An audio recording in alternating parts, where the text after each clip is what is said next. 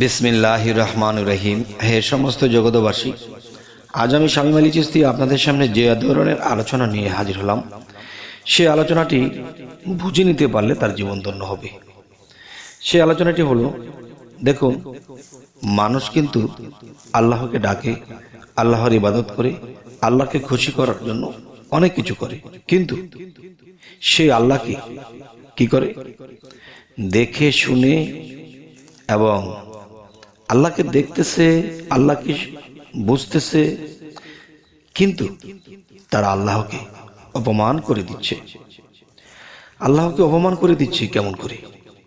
দেখুন, যারা আল্লাহকে নিয়মিত ইবাদত করে, নিয়মিত আল্লাহকে ডাকে, আল্লাহকে ভয় করে, কিন্তু সে আল্লাহকে প্রকাশ্যে অপমান অপদস্থ করতেছে। এই জিনিসটি কি করে? দেখেন, অপ্রকাশ্যে ভালোবেসে, অপ্রকাশ্যে স্মরণ করে, অপ্রকাশ্যে না দেখিয়া আল্লাহর ইবাদত করে। তো আল্লাহ যখন প্রকাশ্যে আসে, তখনই তারা কি করে? সেই আল্লাহকে অপদস্থ করে দেয়, অনাদর করে দেয়, অসম্মান করে দেয়। এই বিষয়টি কি করে সম্ভব? এই কথাগুলো কোথায় মেলাবেন? অবশ্যই দেখুন, আল্লাহ যখন বলেছিল, হে সমস্ত ফেরেশতা সকল, তোমরা আমার আদমকে সেজদা করো, তখন কিন্তু দেখা যায় যে আদম কিন্তু নড়াচড়া করেনি, আদম কিন্তু মূর্তিটাই ছিল, কিন্তু সেই মূর্তিকে কিন্তু আল্লাহ সেজদা করতে বলেনি। কাকে বলেছে? দেখেন, আল্লাহ কিন্তু সেই আদমের মধ্যে কি করেছে? সেই আদমের মধ্যে যে আল্লাহ বলতেছে যে আমার রুহু আমি আদমের ভিতরে ফুৎকার করিলাম। কথাটি একটু বুঝতে হবে। যদি বলতো যে আমি রুহু সৃষ্টি করিয়েছি এবং রুহু সৃষ্টি করে আমি আদমের ভিতরে দিলাম, এমন কিন্তু কিছু বলেনি। কি বলেছে? যে আমার রুহু। দেখেন, একটা হচ্ছে আমার সৃষ্টি, আর একটা হলো আমার রুহু।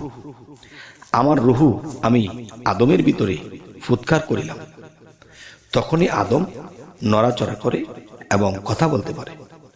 এবং এটাও প্রমাণ করা হয়েছে, ফেরেশতাদেরকে যখন বলা হয়েছিল যে হে আল্লাহ, আমাদেরকে কোটি কোটি বছর আগে সৃষ্টি করেছেন, আমাদেরকে তৈরি করেছেন, আমরা কিন্তু আপনার ইবাদত করি, এখন আপনাকেই সেজদা করি। হে আল্লাহ, এখন আপনি বলতেছেন যে আমাদেরকে বলতেছেন যে আমরা আদমকে সেজদা করব। আদম তো আল্লাহ নয়। তবে হে আল্লাহ, আপনি কেন বললেন যে আদমকে সেজদা করতে? তখন আল্লাহ যে একটা কথা বলেছে, এটা কিন্তু তারা খেয়াল করেনি। আল্লাহ কি বলেছে? আমার রুহু আমি আদমের ভিতরে ফুৎকার করিলাম। তাহলে আপনার ভাণ্ডে বা যে কোনো একটা জীবদেহ বা কোনো মানুষ, তার মধ্যে যদি আত্মা বের হয়ে যায় বা রুহু বের হয়ে যায়, তখন সে কিন্তু ধাপাস করে মাটিতে পড়ে যাবে।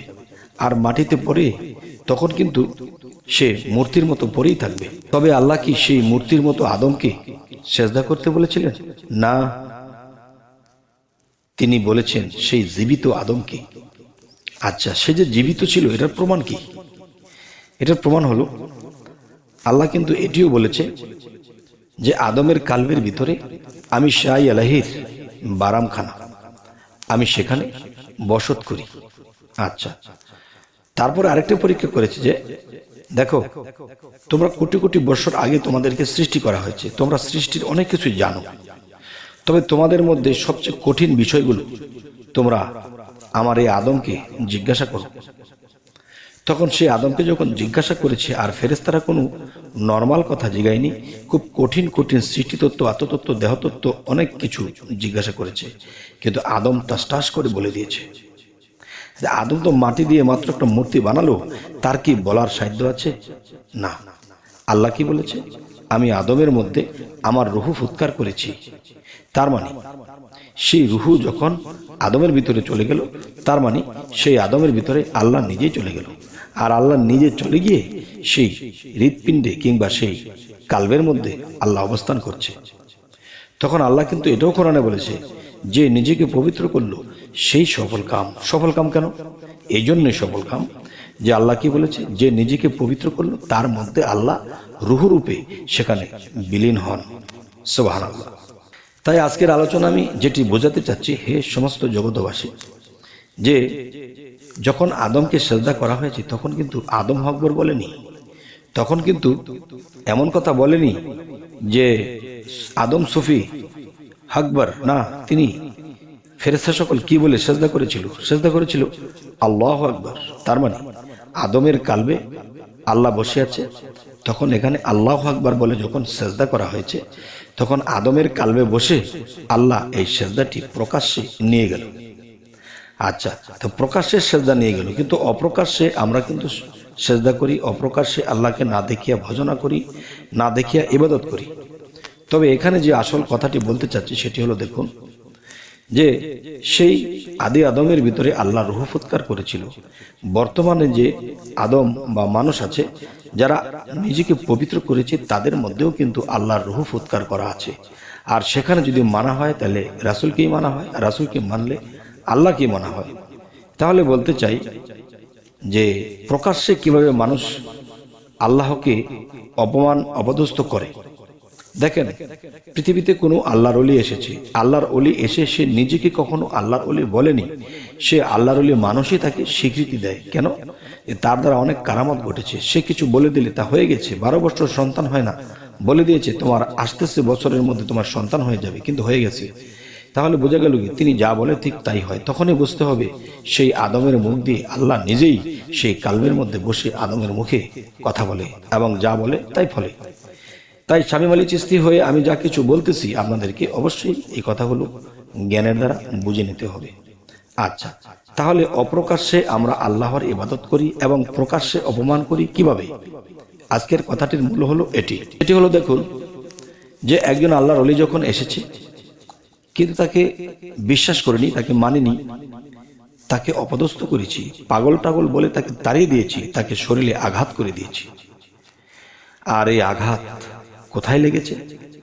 সেই আল্লাহর রূহ যে তার ভিতরে আছে, আর রূহ না থাকলে কিন্তু ব্যথা থাকে না শরীরে। মৃত মানুষকে আঘাত করলে মৃত মানুষ ব্যথা পাবে না, ঠিক রূহ যতক্ষণ আছে ততক্ষণই ব্যথা পাবে।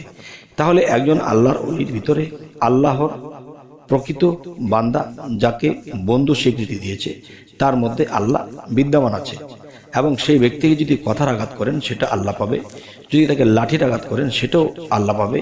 একে যদি না খাইয়ে অসেবা করে বা অমান্য করে কষ্ট দেন তাহলে সেটা কি আল্লাহকেই দেওয়া হবে। কেননা আল্লাহ বলেছে যে নিজেকে পবিত্র করলো সেই সফল কাম। তাহলে সেই সফল কাম যে নিজেকে পবিত্র করলো, আর সেই পবিত্র মানুষকে আমরা কি করেছি? অপদস্থ করেছি।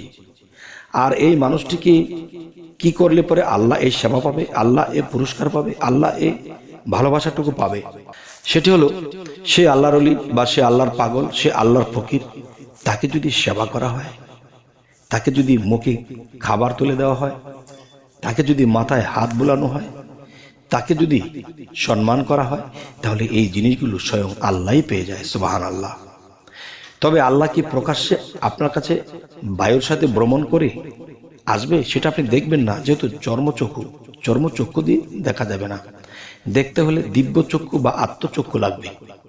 তাই আমি বলবো চর্মচক্ষে দেখে চিনে নিতে হবে যিনি ঘর সংসার বাড়ি ঘর আমিত্ব টাকা পয়সা সমস্ত কিছু ত্যাগ করে সে আল্লাহর পাগল হয়ে গেছে। তাহলে তার শরীরে নোংরা কাপড় দেখা যায়, তার শরীরে গোসল করেনি মনে হয় কতদিন, শরীরে ধুলা ময়লা দেখা যায়, চুলগুলো এলোমেলো দেখা যায়। তবে এটা কি নাপাক? নাপাক হলো পৃথিবীতে যে মিথ্যাচারী করে, মানুষেরটা মেরে ধরে খায়, মানুষকে কষ্ট দেয়, তখনই সে পাপের করে নাপাক হয়ে যায়। তাই বলবো কি যে আল্লাহর সেবা যদি আমরা করতে চাই তাহলে কি করতে হবে? আল্লাহর ওলিদেরকে সেবা করতে হবে, আল্লাহর পাগলকে, আল্লাহর ফকিরকে আমাদের সেবা করতে হবে। তাহলে এই সেবাটা আল্লাহ পেয়ে যাবে। আর আল্লাহ যদি আমার সেবায় সন্তুষ্ট হয়ে যায় তবে আল্লাহ আমাকে ইহকাল পরকাল আমার চিন্তা আমার করতে হবে না, আমার চিন্তা সে আল্লাহই করবে। তবে আল্লাহ এটিও বলেছে তোমরা আমার বন্ধুদের সাথে কখনো বেয়াদবি করো না, যদি বেয়াদবি করো তোমাদের অনন্ত শাস্তি হবে। কারণ আমি নিজে আল্লাহ সেই বন্ধুর মাঝে আছি, বন্ধুর আঘাতটাই আমার আঘাত। তাহলে বন্ধু যদি কারো কাছে সেবা পায় সেটিও আমার। তাহলে আজকের কথা আমরা এটাই বুঝলাম যে পৃথিবীতে চলাকালীন আপনার বাড়িতে, বাসায়, রাস্তায় একটা পাগল ফকির এসেছে, তাকে দেখতে কেমন বিচ্ছিরি লাগতেছে, কিন্তু তার ভিতরটা তো বিচ্ছিরি নয়, সে ভালো। কিন্তু কারো উপর দিয়ে খুব ভালো জামা কাপড় পরেছে, সে খুব উন্নতমান, খুব সুন্দর দেখতে, কিন্তু ভিতরটা তার পাপের অন্ধকার, কিংবা সে ভিতরটা সে নাপাক হয়ে আছে। তাহলে সেই নাপাক ব্যক্তির মধ্যে আল্লাহ নেই। আর উপরে যাদেরকে নাপাক দেখা যাচ্ছে, কাপড় চোপড় ভালো না, গোসল করে না, এরকম সেরকম, তারা নাপাক হয়েছে, এটা কিন্তু মূলত হাকিকতের দেশে সেটা নাপাক নয়। নাপাক হলো আপনার অন্তরাত্মা পরিষ্কার করা, সত্য হওয়া, তখনই আপনি পবিত্র হবেন। আর সেই পবিত্র মানুষের কথাই বলা হয়েছে যে নিজেকে পবিত্র করলো সেই সফল কাম। তবে হে সমস্ত জগতবাসী, আজকে যে আলোচনাটি করলাম, কি বোঝাতে চাইলাম, অবশ্যই আমাকে কমেন্ট করবেন, এবং সামনে কি ধরনের আলোচনা চাইছেন তাও জানাবেন। এবং যদি ফেসবুক হয়ে থাকে তাহলে ফলো করে রাখবেন, পরবর্তীতে যেন ভালো আলোচনা এনে দিতে পারি। তো সকলে ভালো থাকবেন। আল্লাহ হাফিজ।